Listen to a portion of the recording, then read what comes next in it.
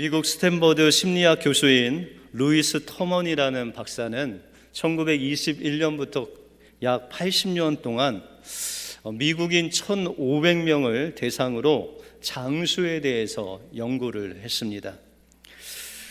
이 장수에 대해서 연구를 하면서 성실성과 장수가 어떤 관련이 있는가라는 것을 연구했습니다. 그런데 결과적으로는 성실한 사람은 오래 산다라는 결론이 나왔습니다. 여기서 성실한 사람은 근검절약하고 끈기 있는 사람, 세세한 부분까지 신경 쓰는 사람, 책임감 있는 사람 등을 포함합니다. 근데 이 성실한 사람들이 건강을 지키기 위해서 다른 사람보다 더 행동을 많이 하고 또 위험한 일들을 자제하는 그들의 특성이 나타났습니다. 예를 들어서 안전벨트를 하는 사람과 안 하는 사람이 있는데 이 성실한 사람들은 늘 안전벨트를 합니다. 그리고 의사의 지시에 이 성실한 사람들은 무조건 순종을 합니다. 우리가 의사가 지시를 하면 어떤 사람은 그냥 그러려니 하고 넘어가는 사람도 있는데 이 성실한 사람은 그 디렉션을 잘 따랐다는 것이죠. 또 흥미로운 것은 이 성실한 사람의 장수와 결혼 생활, 행복한 결혼 생활이 연결이 돼 있다라는 것입니다. 그래서 미국 캘리포니아 결혼한 주민 12,000명을 대상으로 20년 동안 연구를 했는데 남성의 12%, 여성의 26%가 배우자와 사별을 했다고 합니다. 그런데 그 연구 기간 중에 배우자와 사별한 남성은 30%나 사망을 했고 여성은 15%에 그쳤다고 합니다. 다시 말해서 아내를 잃고 혼자 사별한 사람의 사망률이 남편을 잃고 혼자 사는 여성보다 2.1배나 높았다는 것이죠. 그러니까 남자들은 혼자 살기가 더 2배로 어렵다라는 것입니다. 근데 그 원인을 찾아봤더니 첫 번째가 영양 부족, 두 번째가 생활 습관의 악화. 이제 아내가 없으니까 밥도 제대로 못 먹고 또 술, 담배 막 하고 또한 마지막으로는 사회적 고립감이 심화된다고 합니다. 그러니까 여성분들은 남편이 없어도 사회생활을 잘 하는데 남편들은 아내를 잃으면 사회생활이 어려워지는 그런 연약한 존재가 남편이다라는 것입니다.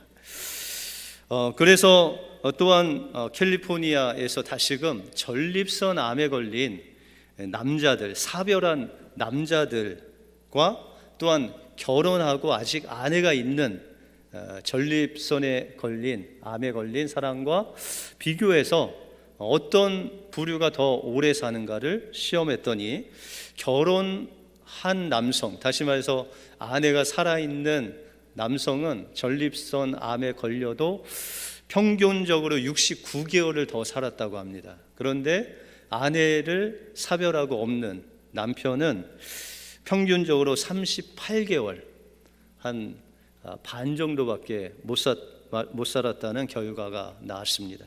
하나님께서 맺어주신 결혼 생활을 성실히 잘하면 장수한다라는 결과고, 또 남자가 여자보다 결혼 생활에 영향을 더 받는다. 다시 말해서 남자가 여자의 도움 없이는 살아가기가 참 힘들다라는 결론이었습니다. 하나님께서 주신 가정에 하나님께서 주신 그 믿음을 가지고 성실하게 사랑하고 존경하고 복종하며 살 때 하나님께서는 그 가정에 행복을 주시고 또 장수의 복을 주신다라고 말씀하십니다. 이 은혜가 여러분들 가정에 임하시기를 주님의 이름으로 축원드립니다. 오늘 본문을 통해서 행복한 부부 생활을 위한 하나님의 비밀은 무엇이고 우리가 어떻게 해야 행복한 부부로 살아갈 수 있는지를 오늘 본문을 통해서 살펴보겠습니다. 행복한 가정이 되기 위한 하나님의 첫 번째 비밀은 사람이 부모를 떠나 그 아내와 합하여 둘이 하나 되는 것을 기억할 때 우리는 행복하게 살 수 있습니다.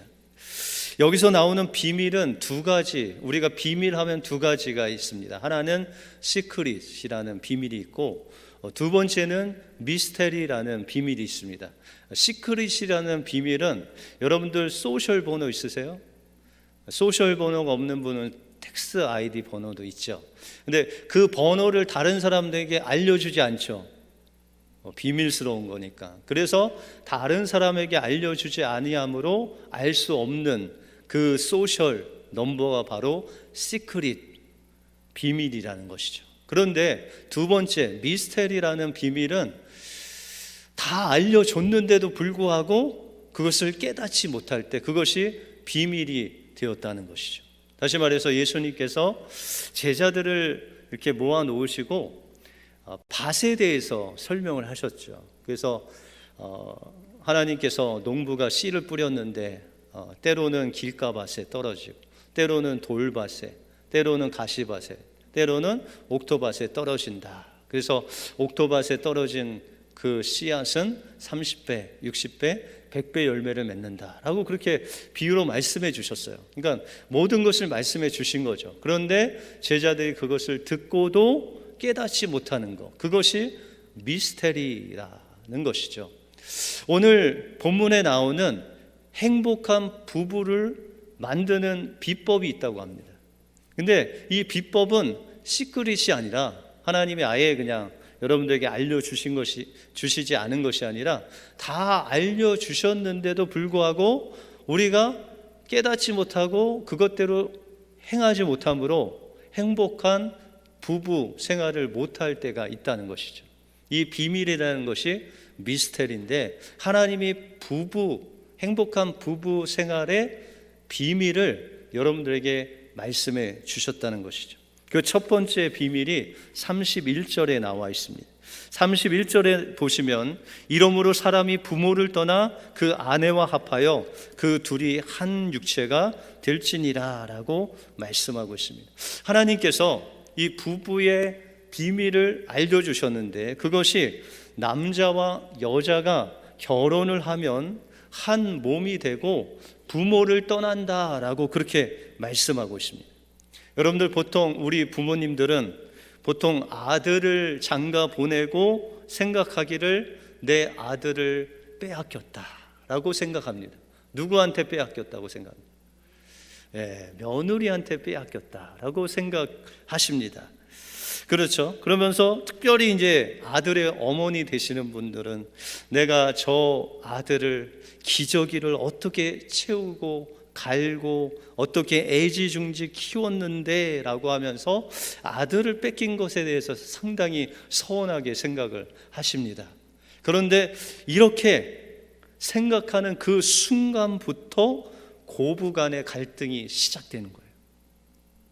그런데 성경은 분명히 말씀하시기를 사람이 부모를 떠나 그 아내와 합하여 한 해가 되는 것이 결혼이다라고 말씀하고 있다는 것입니다.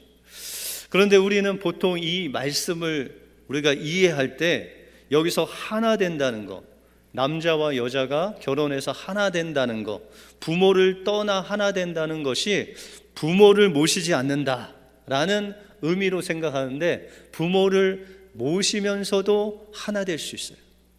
또 부모를 떠난다고 해서 정말 부모를 멀리 있게 하는 것이 부모를 떠난다라고 생각하는데 그렇지 않다는 거예요. 이 하나 된다는 것은 부모님을 함께 모시고 살아도 되고 또 가까이 두고 살아도 되는데 관계가 달라진다는 거예요. 여러분들, 아들들이 결혼하기 전에는 어떤 관계가 가장 친밀했죠? 부모와 자녀 사이의 관계가 가장 친밀했어요. 그런데 결혼을 하면은 그 친밀한 관계가 더 친밀한 관계가 생기는 거예요. 남자와 여자가 결혼하면 하나 되는 친밀한 관계가 생기는 거죠. 그렇죠? 부모의 관계도 있지만 이제 더 부모보다 친밀한 관계가, 부부 관계가 생긴다는 거예요. 그런데 그것을 인정하지 않을 때 고부간의 갈등이 생긴다라는 것입니다. 다시 말해서 이 하나 된다는 것은 뭐 그냥 함께 한 집에서 산다, 그것만 하나 되는 것이 아니라 마음과 뜻과 결정이 하나 되는 거예요. 그래서 여러분들 뭐 어버이날 때 시댁 부모님에게 용돈을 드리는데 누가 결정을 해요? 여러분들? 아들이 결정해요? 아내가 결정해요? 눈치를 보니까 주로 아내가 결정을 하는 것 같은데, 여러분들 그 결정은요, 아내하고 남편이 합의해서 결정한 것이 이 부부의 결정이 돼야 돼요.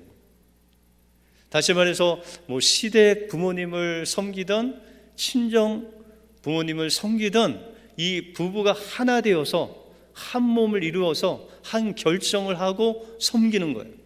다시 말해서 아들은 아들대로 부모님에게 용돈을 드리고 또 며느리는 며느리대로 드리는 것이 아니라 모든 것이 한 마음으로 아내와 남편의 마음이 하나 돼서 부모를 섬기는 것, 그것이 한 몸 된 부부의 모습이다라고 말씀드릴 수 있다는 것입니다. 그러면 남편과 아내의 마음이 하나 안 되면, 뭐 아내는 이렇게 하자, 남편을 저렇게 하자고 하면 어떻게 할까요? 그냥 남편이 하나 하자는 대로 할까요? 마음이 하나 될 때까지 기다려주는 겁니다.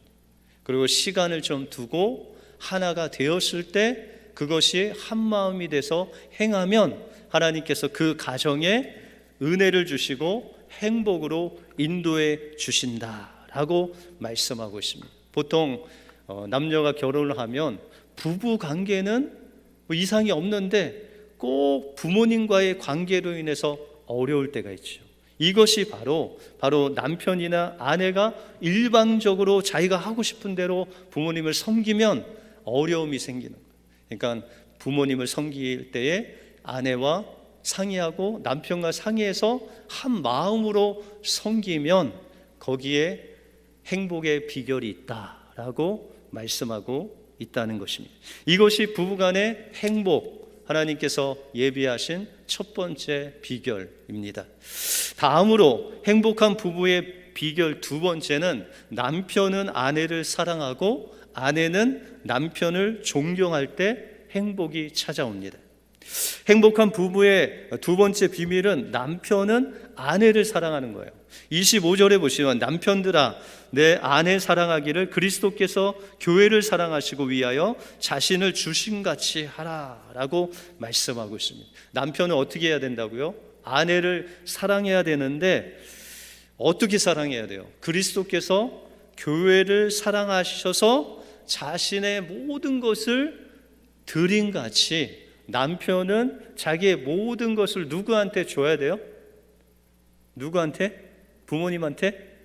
네, 아내에게 모든 것을 주어야 된다. 그러면은 남편은 비상금을 이렇게 딴주머니를 차면 될까요? 안 될까요? 때때로 뭐 장판에서 무더기 돈이 나오고 천정에서 돈이 떨어지고 또 양말에서 막 돈이 나오고 이런 비상금, 뭐 요새는 다 계좌로 넣기 때문에 없지만 예전에는 그런 일들이 비일비재했는데, 여러분들 성경적으로 비상금은 성경적일까요? 아닐까요? 예, 그거 모두 누구에게 드려야 돼요? 예? 뭐 이렇게 대답이 없으시네요. 아내에게 다 모든 것을 다 드려야 된다. 그것이 성경적이다. 그러면 남편들은 목사님, 이 비상금이라도 있어야 노후를 준비하거나 내가 어려울 때 좀 해야 되지 않습니까? 그런데 이 모든 것들을 아내한테 줄 때 그 남편이 생각한 것 이상으로 하나님이 행복하게 남편들을 만들어 주시겠다라고 말씀하고 있어요. 그래서 하나님께서 남편들의 모든 것을 아내에게 주라는 것은 그렇게 남성들을 만드신 거예요. 창세기 1장에 보시면 하나님이 아담을 만드시고 이 아담을 하나님의 대리자로 세우십니다. 그래서 모든 만물의 이름을 남자들이 짓고 아담이 짓고 그것을 다스리고 정복하고 그것을 돌보는 거예요. 여러분들 돌보기 위해서 그 남자는 자신의 모든 것을 그곳에 공급하는 거예요. 자기를 들여서 그 모든 것을 다스리는 사람, 그 사명이 바로 남편이다, 남자의 사명이다라는 것입니다. 그래서 창세기 3장 17절에 보시면 너는 종신토록 수고하여야 그 소산을 먹으리라. 아담이 죄를 범한 다음에 하나님께서 아담에게 말씀하시기를 너는 종신토록 평생 수고를 해야 그 소산을 먹는 것이다. 그래서 남편들이 좀 수고스럽죠. 일을 하고, 그렇죠? 근데 그것이 다 남편의 사명이다라고 말씀하고 있다는 것입니다. 여기까지 하면 아내들이 무척이나 좋아하실 텐데 아내의 사명도 있다는 것이죠. 24절에 보시면 그러나 교회가 그리스도에게 하듯 아내도 범사의 그 남편에게 복종할지니라 라고 그렇게 말씀하고 있어요. 여러분들, 아내가 남편에게 복종한다고 해서 누가 높고 누가 낮은 그런 존재가 아니라는 거예요. 남편과 아내의 존재는 동등하다는 거예요. 그런데 여러분들, 2명 이상이 모이면 하나님께서 질서를 세워 놓으셨는데 그 질서가 바로 남편은 아내의 머리고 또한 아내는 남편의 몸이다라는 질서를 세워놓은 거예요. 동등하지 않다는 것이 아니고, 그래서 23절에 보시면 이는 남편이 아내의 머리됨이 그리스도께서 교회의 머리됨 같으니 그가 친히 몸의 구주시니라 라고 말씀하고 있습니다. 아내의 머리는 남편이라는 거예요. 그래서 여러분들 결혼하실 때 면사포 다 쓰셨죠? 그 의미를 모르고 결혼하셔서 이 남편을 머리로 삼지 못하시는데 그 면사포 쓴 것이 내 머리는 이제 가리워지고 내 남편이 나의 머리입니다라고 벌써 약속을 그때 하신 거예요. 결혼하실 때. 그래서 이 아내를 만드실 때 하나님께서는 또한 어떤 미션을 주셨냐. 아내를 만들 때 하나님께서 사람을 만드시고 혼자 있는 것, 독초하는 것이 보기에 별로 좋으시지 않았어요. 그래서 아담을 잠재우시고 그 갈빗대를 뽑으셔서 그 갈빗대로 하와를 만드셨어요. 그리고 그 하와에게 말씀하시기를 돕는 배필이다라고 말씀하고 있어요. 다시 말해서 아내는 남편에게 있어서 가장 현명한 조언을 하는 돕는 배필이다라고 말씀하고 있습니다. 그래서 어떤 목사님이 그런 말씀하시더라고요. 아내의 말을 자식이 더 잘 듣습니까? 남편이 더 잘 듣습니까? 이렇게 물었더니 대답은 남편이 자식보다 아내의 말을 더 잘 듣습니다. 이것이 행복의 비결입니다 라고 그렇게 이야기를 합니다. 여러분들, 그러면 아내는 어떤 조언자, 어떤 돕는 배필이 되어야 될까요? 우리가 출애굽기에 보시면은, 창세기에 보시면은 요셉의 이야기가 나오죠. 요셉이 이제 감옥에 있는데 애굽 왕 바로가 꿈을 꾸게 되죠. 그 꿈을 꿨는데 그 꿈을 아무리 생각해도 그 꿈이 무슨 꿈인지 알 수가 없었어요. 그런데 하나님께서 그 꿈을 해석할 수 있는 지혜를 요셉에게 주시고 요셉을 감옥에서 이제 불러내서 바로의 꿈을 이야기를 합니다. 바로의 꿈은 7년 동안 풍년이 들고 7년 동안 이제 흉년이 든다는 것이죠. 그래서 요셉이 바로에게 조언하기를 왕이여 7년 동안 엄청난 풍년이 있었습니다. 그런데 이 7년의 풍년 뒤에는 이 풍년을 기억할 수 없을 정도로 엄청난 7년의 흉년이 올 것입니다. 그러므로 각 성에 저장소를 만들어서 이 풍년된 곡식들을 다 저장하고 7년의 흉년을 대비하십시오 라고 조언을 합니다. 그리고 이 애굽 바로 왕이 그것을 듣고 좋게 여겨서 요셉이 한 대로 그 말대로 합니다.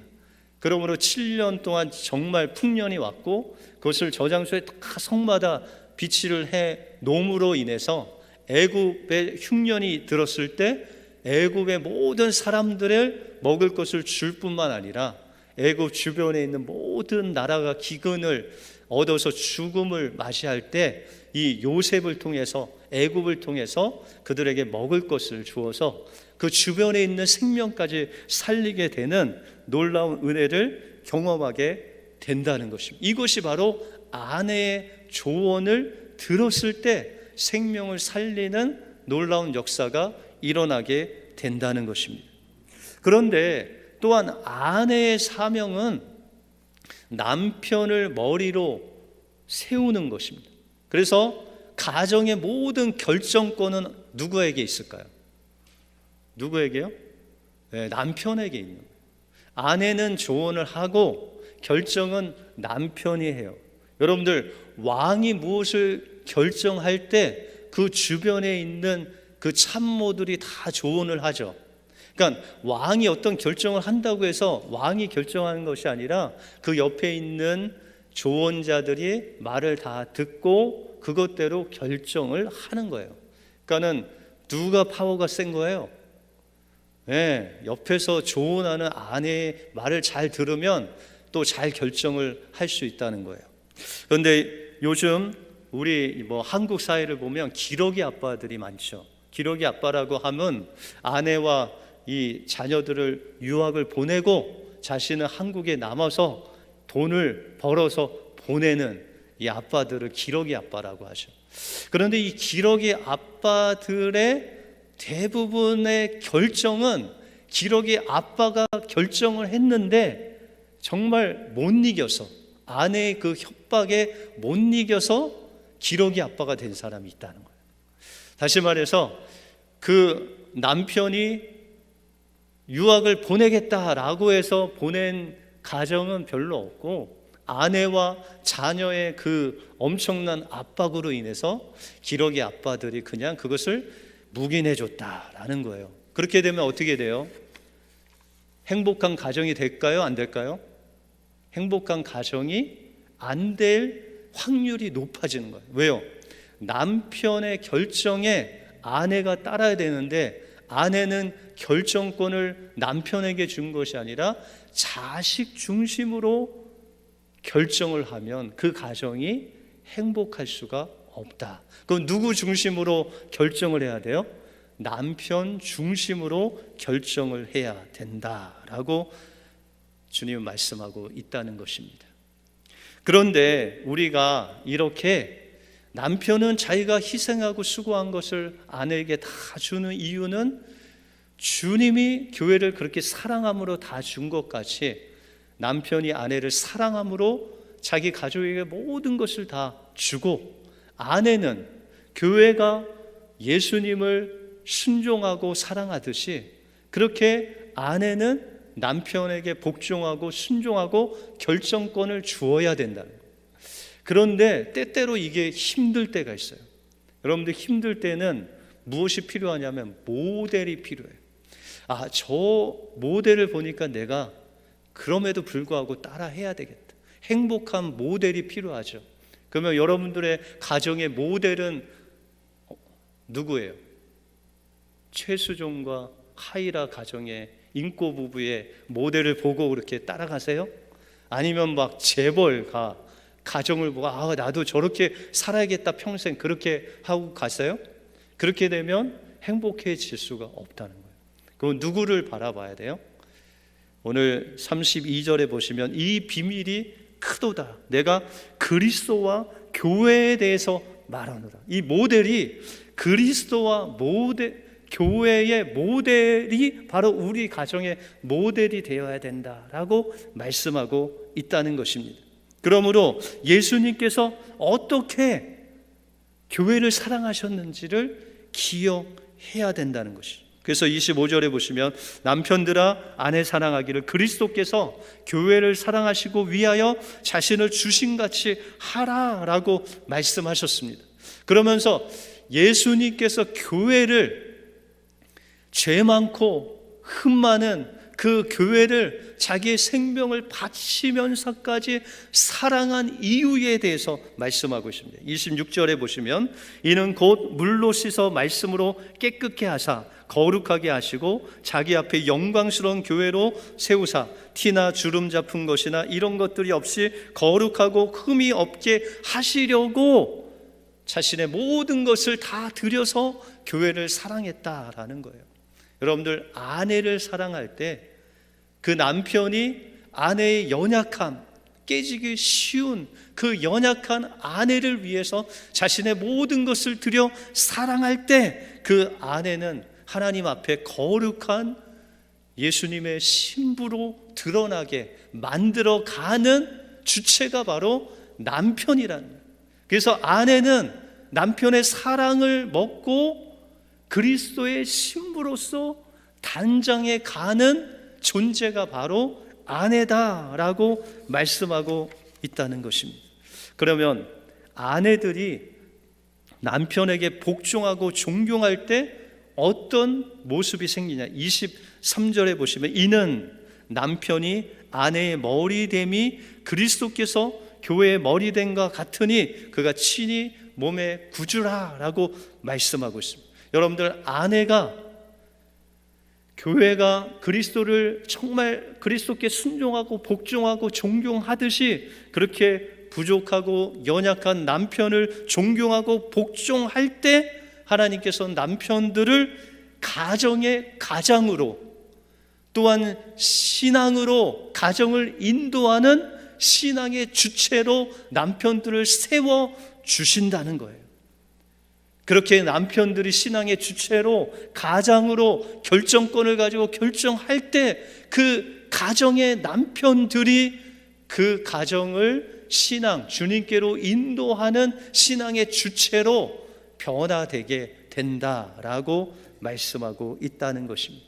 그러므로 남편이 아내를 사랑하고 아내가 남편을 존중하고 순종하는 그 모든 것은 바로 예수님의 그 십자가 사랑으로만 되어질 수 있다라고 말씀하고 있다는 것입니다. 한 20년 전에 TV 프로에 내 남편을 찾아주세요라는 실화 프로그램이 있었습니다. 그 주인공이 김영숙이라는 여성분이었습니다. 근데 이 김영숙이라는 여성분은 그 남편이 정신 연령이 한 4세 밑으로 정신 연령이 가신 장애인이었습니다. 정신 지체 장애인이었죠. 여러분들, 저기 남편이 나오는데 뭘 들고 있어요? 잘 안 보이세요? 텔레토비를 들고 있잖아요. 그 텔레토비 그런 만화를 보면서 텔레토비를 가지고 춤추는 지적 능력이 떨어지는 남편을 데리고 살고 있다는 거예요. 그런데 이 남편이 집을 나가게 돼서 온 전국을 다 전단지를 돌으면서 또 이 대중매체를 이용해서 이 남편을 찾아 헤맸다는 것입니다. 그러면 이 여성은 어떻게 이 남편을 만났는가?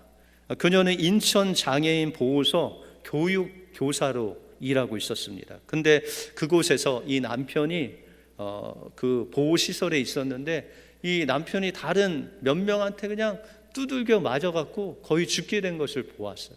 그래서 이 아내가 그 사람들을 말리고 이 남편을 구해줬는데 이 여성은 독실한 천주교인이었어요. 하나님께서 그런 마음을 주셨대요. 이 사람을 내가 평생 돌봐야 되겠다라는 그런 마음을 주셨대요. 그래서 이 멀쩡한 김영숙 씨가 지체 자유 부자유자인 이 남편하고 평생 같이 있을 수 있는 것은 결혼을 해야 되겠다라고 해서 결혼을 했다고 합니다. 그런데 멀쩡한 딸이 이런 4살도 안 되는 그런 지능을 가진 지체 부자유자하고 결혼을 했다는 소식을 듣고 이 아버지가, 딸의 아버지가 뇌출혈로 2번이나 쓰러지셨어요. 그래서 저렇게 사위에 이제 어깨에 이제 메고 다니는 모습이 있죠.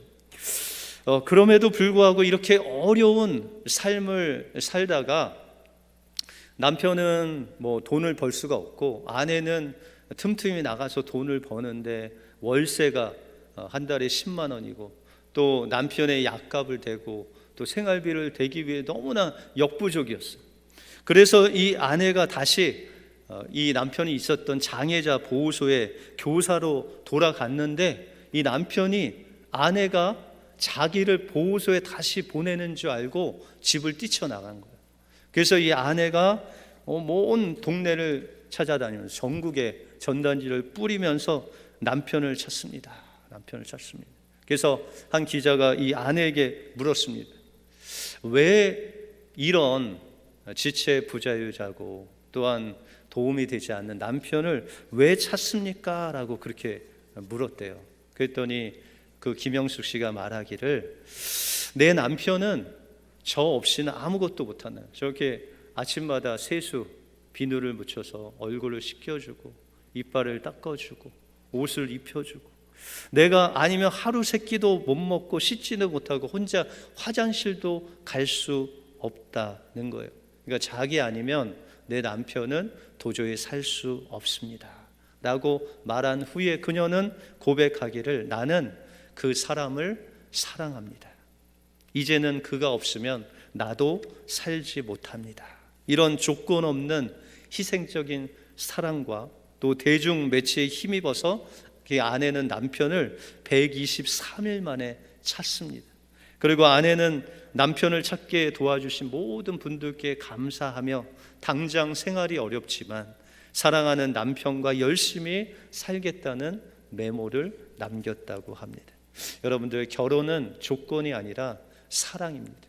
이 사랑은 그냥 사랑이 아닌, 남녀 간의 에로스 사랑이 아닌 하나님께서 우리에게 주신 아가페 사랑으로 사랑할 때 행복한 가정이 될 수 있다는 것입니다. 그래서 하나님께서 행복한 가정의 비밀을 세워주셨는데 그것은 결혼한 남녀는 부모를 떠나 한 몸이 되는 것입니다. 그래서 모든 결정을 할 때, 모든 마음이 하나 될 때 그 가정이 행복한 가정이 될 수 있다는 것입니다.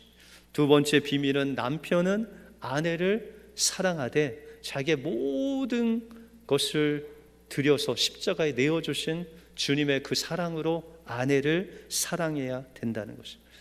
또한 아내는 남편을 존경하고 복종하되 교회가 주님께 복종하듯 남편에게 모든 결정권을 주고 존경하고 순종할 때 그 가정이 행복한 가정이 된다라고 말씀하고 있습니다. 이것은 우리의 힘으로 되는 것이 아니라 하나님께서 우리에게 부어주신 그 십자가 사랑이 있어야 남편은 자신의 모든 것을 주는 그 사랑이 가능하고 아내는 모든 결정권을 남편에게 줄 수 있는 그런 것이 바로 주님이 주신 사랑으로 가능하다는 것입니다. 하나님이 주신 이 비밀만 그대로 따라서 순종하면 여러분들의 가정이 행복한 가정이 될 줄로 믿습니다. 이 은혜가 여러분들 가정에 흘러 넘치시기를 주님의 이름으로 축원드립니다. 기도하겠습니다.